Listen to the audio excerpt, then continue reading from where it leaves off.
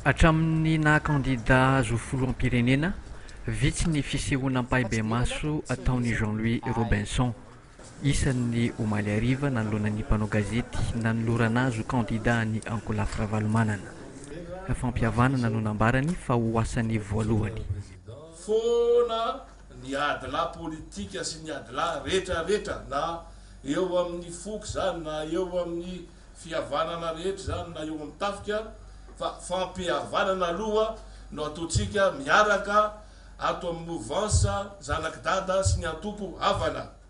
Fifidianana ankery no atrehina hoy ny fanazavana omaly, isangy andray anjara nitariky ny filoha teo aloha.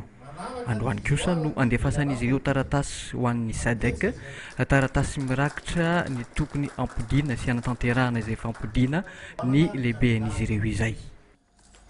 Dia mangataka anareo koa zay anery ny hery politika rehetra izay nanao sonia ny tondrozotra mba hampiatra n'izany tondrozotra zany manomboka amin'ny andininy voalohany ka hatramin'ny andininy fadimy amby efapolo.